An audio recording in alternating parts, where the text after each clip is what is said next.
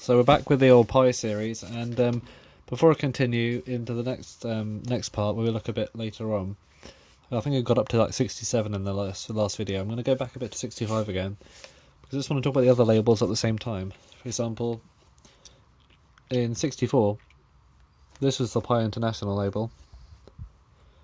This is a Piccadilly label, and this is the Pi label there. Let's get it so you can see them all. So we've got some different colours going on. They're all different. That's like magenta.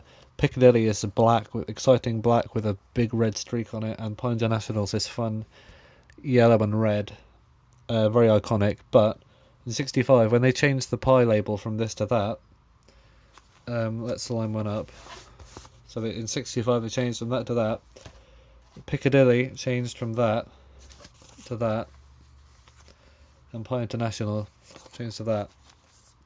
So instead of having all these different things, much like EMI did with Columbia, Parlophone, and His Master's Voice in 63, although, to be honest, they weren't particularly different in the first place, they were just a different colour.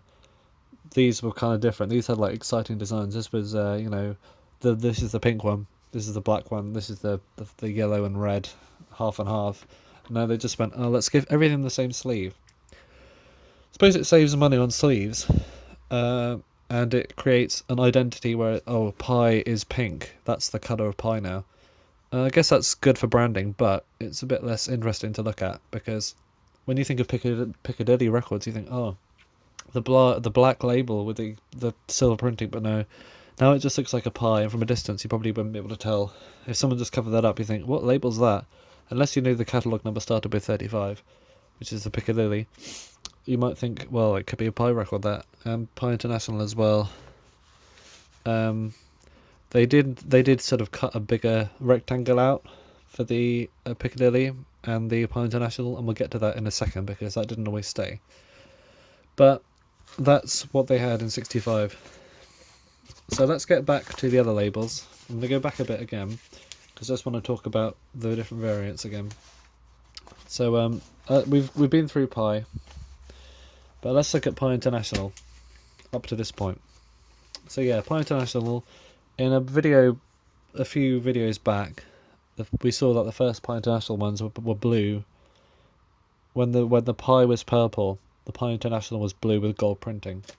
But then after that, when they changed from the purple Pi labels to the pink Pi labels we have here, the Pi International changed to this one. It had its sleeve as before, but it's a very striking, I love this design, red and yellow, half and half. I'm not sure what record would have been in the sleeve originally. It has the catalogue number 25244. I'm not sure what that lines up to, but it's probably something I don't have, because I don't have an awful lot of these, but they're pretty good ones when they are. So lots of good stuff on Pi International. Licensed recordings from Chess and Checker, A&M, and other stuff as well, probably. They were the bigger ones, I think. A&M, Chess, and maybe something else, I don't know. Pi International doing Pi... Oh yeah, Paula as well, I think. And there might be something I'm missing out, to be honest. Wand, I think Wand as well, like BJ Thomas and stuff. And Buddha as well, I believe, because Captain Beefheart was on Pi International for a bit. But yeah, they had this label, and when there was a rhythm and blues one, they printed this extra bit in the middle which says R&B series, like that, in what looks like a grotesque font. Some of my favourite fonts. Might be Grotesque number 7 or something, I'm not sure. I don't know them off by heart. But it's some guy called Elisha Pesce or something who came up with those designs, and they're brilliant typefaces. And here we have an EP with a solid middle in it. No holes cut out in that one. Like many of the EPs were, actually, because you wouldn't really play an EP on a jukebox. I suppose you could if you wanted to, but you know. But then in 65 everything changed, of course. No more colourful Pi. No, we have the plain background, the plain pink with black one, just like that. Probably saves a lot on printing costs, I gotta say. Now I know we talked about the pie labels before being a mix of... Where's Sandy gone? Let's get that label with one on either side. This is going to be my tool of demonstration now. We saw labels which were either this squared font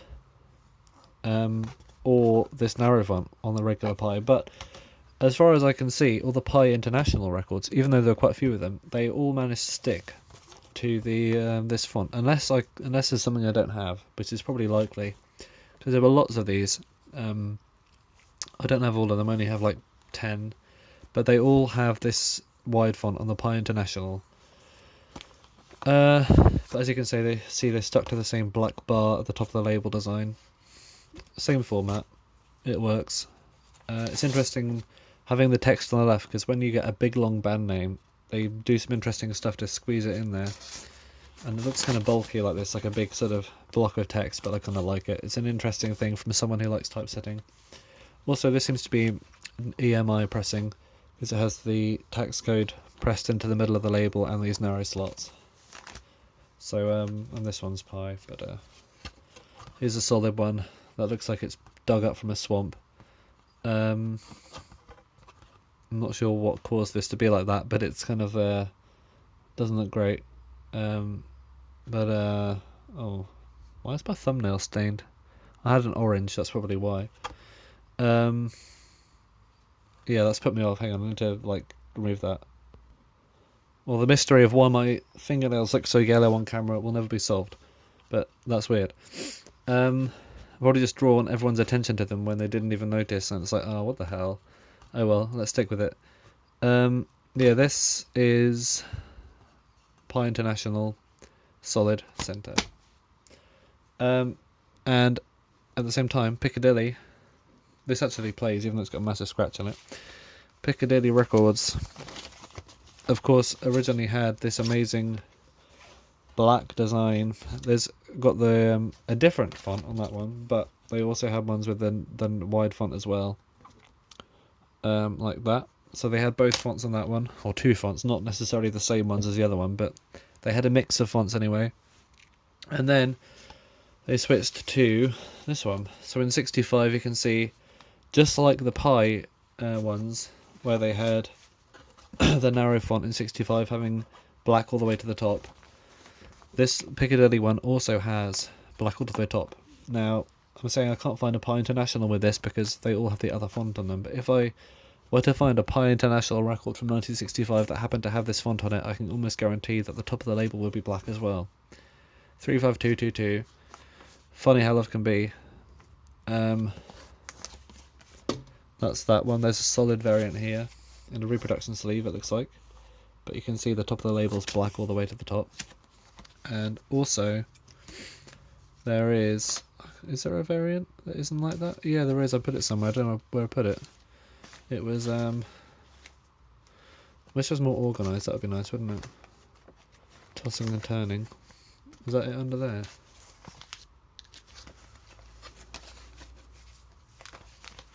Where has it gone? Where has it gone? I don't know. Oh, there it is. Somehow it's under there. Alright. And as you can see, with the in 65 still, just like Pie, with the wider font you have the pink at the top of the label. And again, after 65, or in late 65 rather, they also added the pink to the top of the label as well, even when it's got the narrow font. So yeah, about November or so, I think that was. So that's that. What's next? Oh yeah, after pink, because we've covered that now. But also we can talk about at the same time, basically Reprise, blah blah blah, was doing its own thing. Reprise had this label forever. It was either that one, or, as we looked at earlier, the narrow font, which has a slightly different thing. Much like the narrow font Pies have the black all the way to the top of the label, the narrow font Reprises all have the wider rights text compared to the other ones. So yeah, they had two different machines going on at least. We can can look at other labels Pi distributed later. I'll do that another time. Next video. Pi Jazz we're done with. So let's get these pink pies out of here, and I'll continue the video. So a quick thing about represses as well. If a record was selling well, and it was still selling well for a few years, or at least a few months, and Pi or any label happened to change their label design, for example, from this design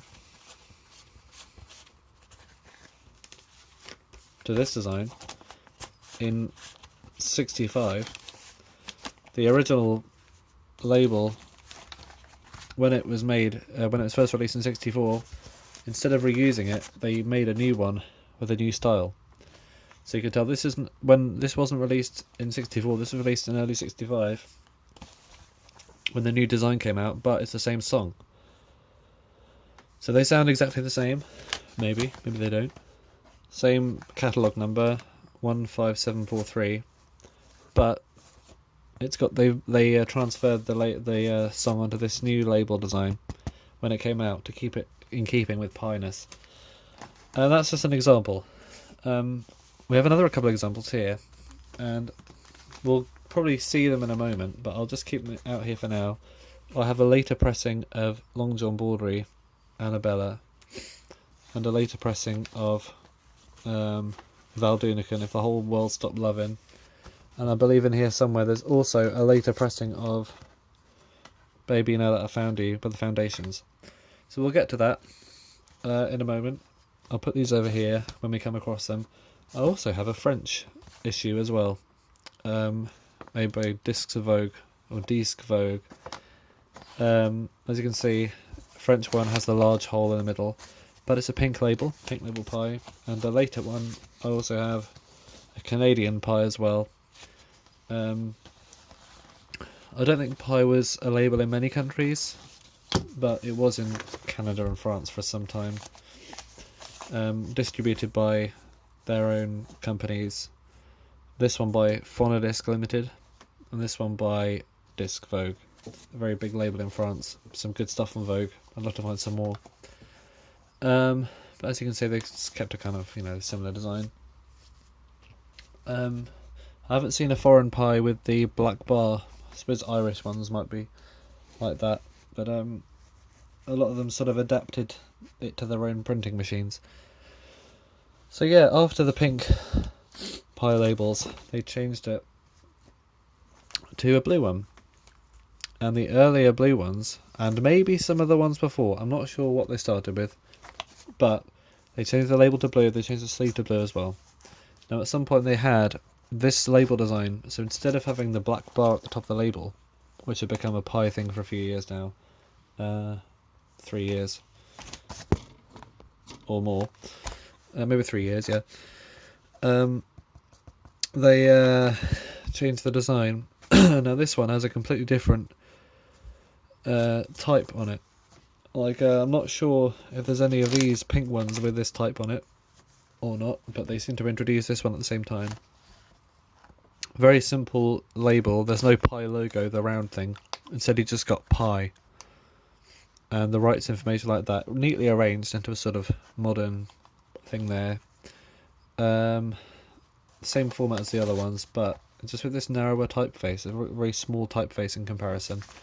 You can fit more on it, but it's less bold. For example, this one you can kind of see what the song is from a distance, but this one you really can't. It's like, oh yeah, that's bright, it's pink. This one's a bit of a downgrade, I suppose. There was, of course, the usual typefaces being used. For example, this one has the wide typeface, but on this label design, the wide typeface being the same as this one, and also being a Sandy Shaw record as well. You can see it's the same typeface. When they had a short song name, they often put a space in between the letters. A few have that, but not all of them.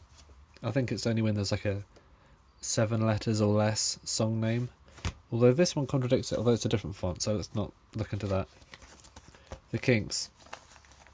Now, at some point, after using this design, they decided, actually, let's go back to the black bar they had over here. So you had the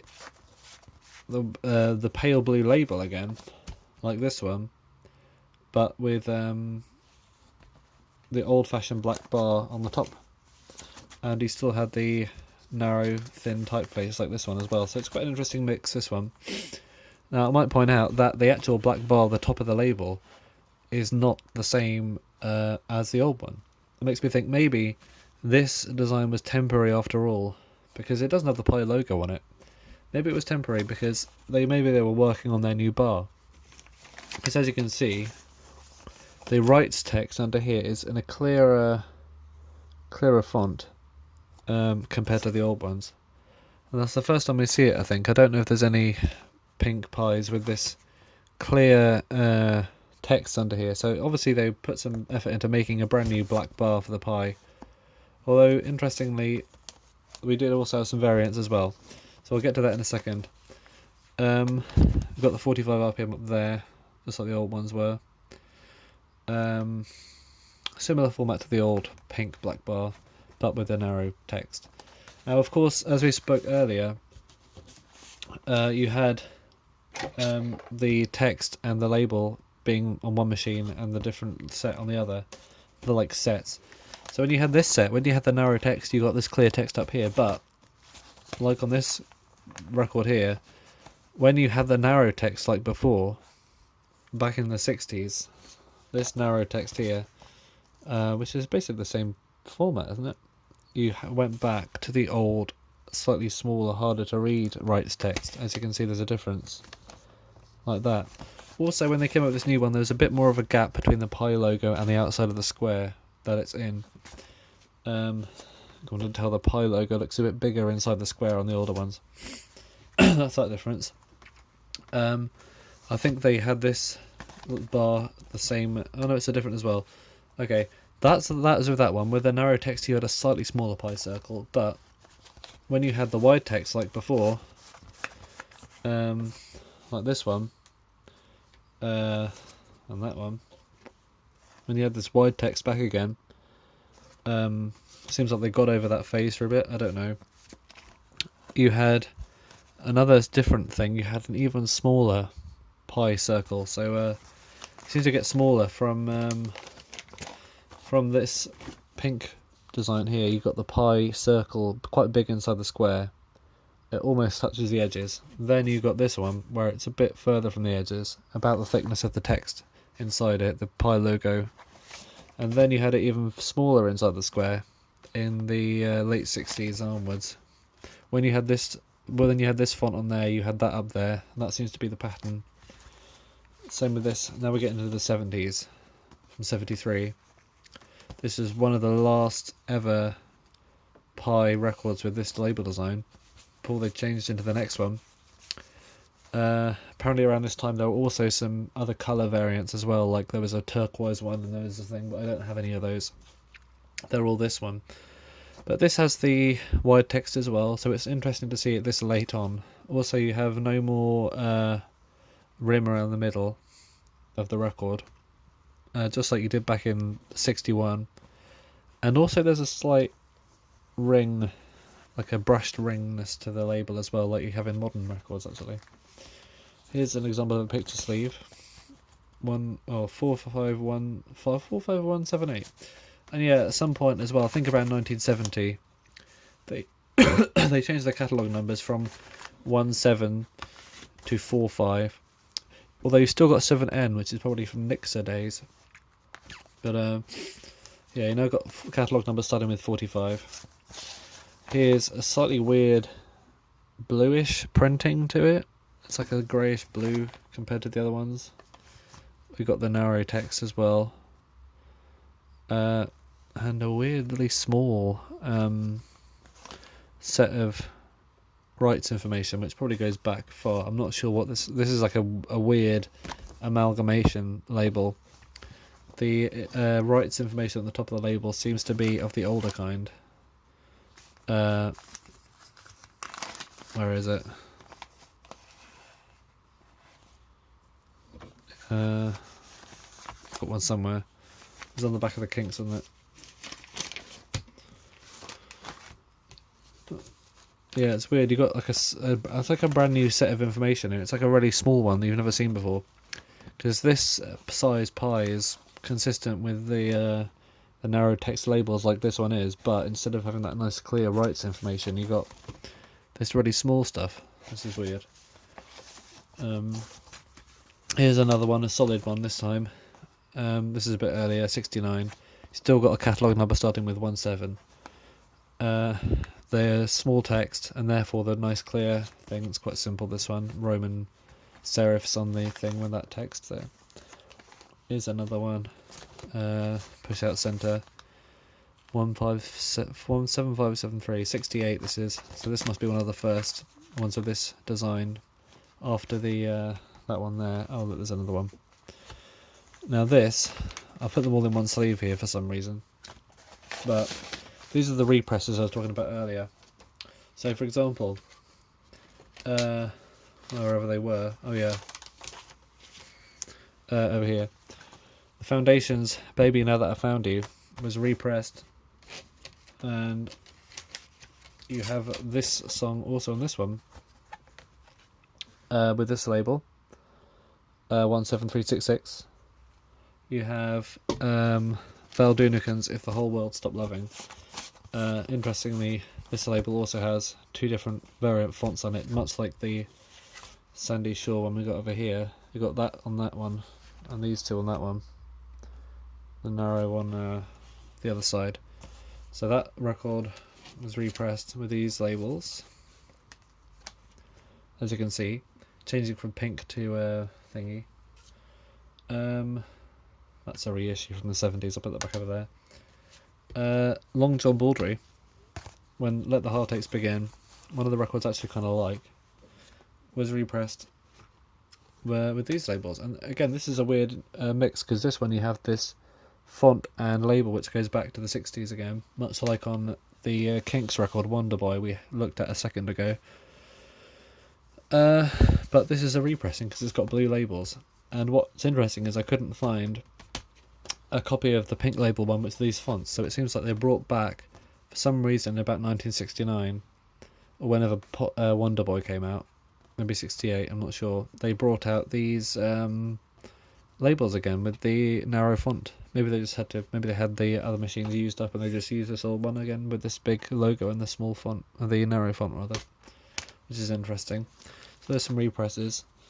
Pie International, again, you had these labels, so much like the Pie, let's go back a bit, Pie having this label, Pie International, the same sleeve, much like they had with the pink, they just added International to the name, otherwise it's the same format. And when Pie had, where's a good example, when Pie had these labels again, with the black bar being reintroduced, Pie International used the black bar labels as well.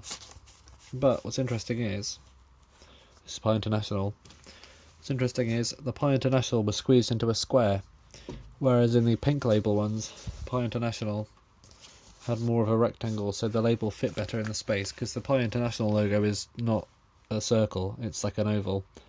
So they made the logo smaller to fit inside a square. I'm not sure why they did that. They could have kept the bigger box, but maybe it would just look better, they thought. I don't know.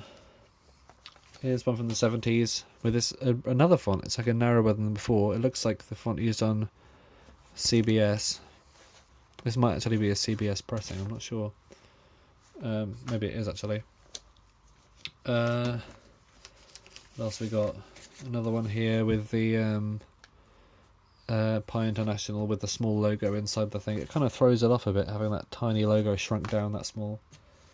And another one here, solid centre one. And that's Pie International up until that point. So thanks for watching this video. Next one is about what happens after that. So yeah.